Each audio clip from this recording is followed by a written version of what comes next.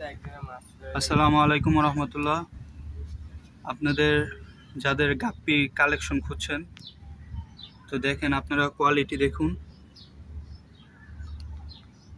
আপনাদেরকে কিছু গাপ্পি মাছ দেখে আর আপনারা কমেন্টে বইলা যাবেন কোনটা কি মাছ, কি গাপ্পি, সবাই একটু কমেন্টে বইলা যাবেন। ওইখানে ছায়া, তো ছায়ার ভিতরে চলে গেছে মাছগুলো। ছাদের উপরে একটু গরম হওয়ার কারণে মাছগুলো একটু ছায়াতে থাকতে চাইতেছে, আর ভিডিও করার কারণে একটু লুকাই যাইতেছে। আপনারা দেখুন মাছগুলো, মাশাআল্লাহ। আপনারা মাছের নাম কি কমেন্টে বইলা যাবেন, মাছের নাম কি অবশ্যই কমেন্টে বইলা যাবেন।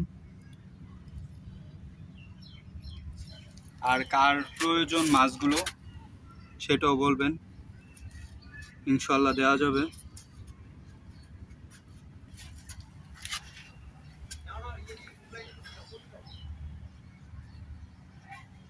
তো আজকের মতো এই পর্যন্তই, দেখা হচ্ছে অন্য কোনো ভিডিওতে। আসসালামু আলাইকুম রহমতুল্লাহ।